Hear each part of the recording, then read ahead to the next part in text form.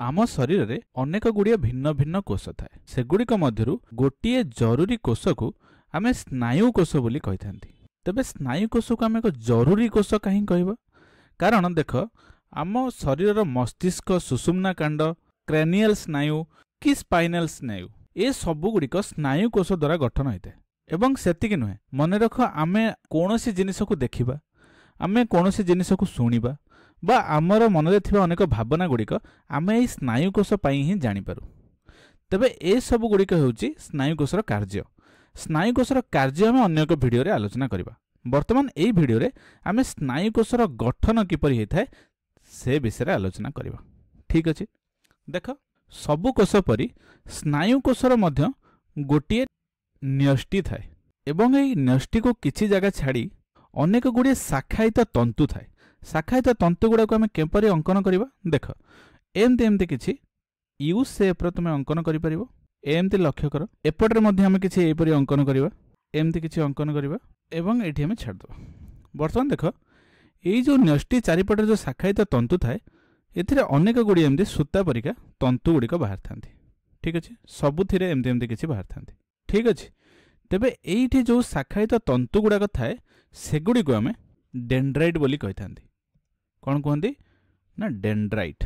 ठीक अच्छे, यहाँ को आम कौन कहले यार ना हूँ न्यष्टि एवं ये न्यष्टि और डेंड्राइट मध्यवर्ती अंचल रे अन्य कोष मान परि किछि तरल पदार्थ थाए एवं जहाँ को आम कोष जीवक बोली कही था।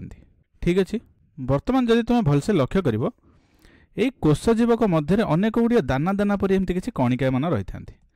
ये दाना दाना युक्त कणिका मान को आम निसिल कणिका कहती। ठीक अच्छे, एवं ये स्नायुकोषर न्यष्टि थिबा अंशटी को बा संपूर्ण अंशटी को आम सेल बॉडी बोली कही था। कौन कहते सेल बॉडी। ठीक अच्छे, तेबे ये देख गोटे जिनस लक्ष्य कर ना जो डेंड्राइट अच्छी ये डेंड्राइट गुड़िकर ठीक विपरीत पार्श्व माने यही पार्श्व ये जो सेल बॉडी अच्छी सेल बॉडी रू एक लंबा आक्सन बाहर थाए। कौन बाहर थाए लंबा आक्सन टे बाहर थाए। ठीक अच्छे, एवं ये गोटे जिनस लक्ष्य कर जे सेल बॉडीर जो स्थान रू आक्सन बाहरिक आसी थाए ताको आमे आक्सन हिलक बोली कही था। कौन कहते आक्सन हिलक। ठीक अच्छे, बर्तमान आम यही अंशटी कौन कहले आक्सन। ठीक अच्छे, एवं ये आक्सन रो मोटेटा सबु स्थान रे प्राय समान भाव में रही थाए एवं जोठी आक्सन समाप्त होता है बा शेष भाग में यह एमती किछि विभाजित होई अनेक गुड़िए टेलोटेंड्रिया सृष्टि करती। एगुड़ा को आम कौन कहते एगुड़ा को आम कहती टेलोटेंड्रिया। कौन एवं ये टेलोटेंड्रिया अग्रभाग किछि मात्रा एमती स्फीत होई एमती किछि छोट छोट बॉल सदृश देखा जाती एवं ताको आम एंड नब बोली कही था। कौन कहते एगुड़ी को आम एंड नब बोली कही था। एवं यही एंड नब मध्य अनेक गुड़िए सिनाप्टिल भेसिकल थांती जहाँ मध्य एसिटिल कोलिन परी न्यूरोट्रांसमिटर थाए एवं यही न्यूरोट्रांसमिटर द्वारा किछि संवाद संपूर्ण शरीर में प्रवाहित होता है। बुझीगला। तेबे ये जो आक्सन अच्छी ये आक्सन मध्य किछि कोष जीवक रही था। ये कोष जीवक को आम आक्सोप्लाजम कहती। कौन कहती आक्सोप्लाजम। आक्सोप्लाजम एवं ये आक्सन रो कोष झिल्ली को आम आक्सोलेमा बोली कही था। ठीक अच्छे, आक्सोलेमा बोली कही था।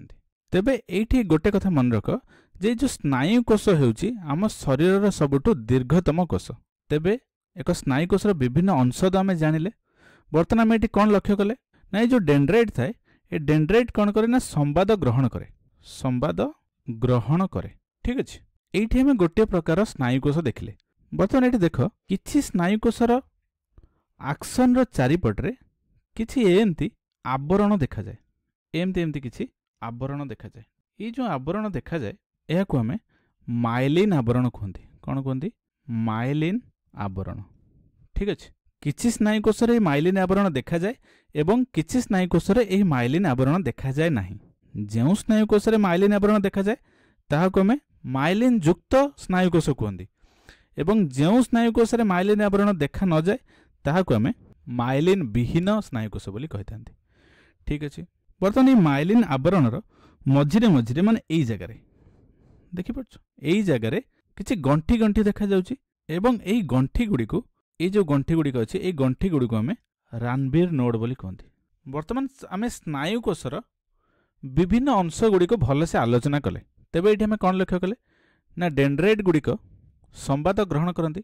मनकर आमर ये डेंड्राइट निकट में आसिक एक संवादटे पहुँचला कौन एक मेसेज गोटे आसी पहुँचला ये हो ना हो मनकर आमको किए जड़े आसी हाथ में स्पर्श कला तेणु हाथ निकट में थी डेंड्राइट गुड़िक यही संवाद को ग्रहण करेंगे। यही संवाद गुड़िक सब भिन्न भिन्न स्थान में ग्रहण होगापर एगुड़िक आसी मिसिकी ए जगह जमा होती सेल बॉडी मध्य जमा होती एवं जमा होला परे एठी जदि अनेक मात्रा रे संवाद जमा हुए ताहा ए एक्शन मध्य दे एंड नर्व निकट रे पहुँचे एवं मन रख एंड नर्व निकट रे आउ एक स्नायुकोशर डेंड्राइट आसिक लागिक रही है एवं ताहाको आमे सिनाप्स बोली कहि थांती एवं ए सिनाप्स द्वारा यही संवाद गुड़िक गोटे स्नायुकोशर अन्य एक स्नायुकोश को प्रेरित हुए फलस्वरूप यह जाए मस्तिष्क और सुषुम्ना कांड निकट में पहुँचे एवं तापरे आमे से संवाद पर कौन प्रतिक्षेप क्रिया देखा ताहा आमे करते तेबे प्रतिक्षेप क्रिया कौन केमती होता है से विषय में अन्य एक भिडियो आलोचना करवा। तेबे यही भिडियो आमे स्नायुकोशर विभिन्न अंश गुड़िक विषय भलसे आलोचना कले। ठीक अच्छे।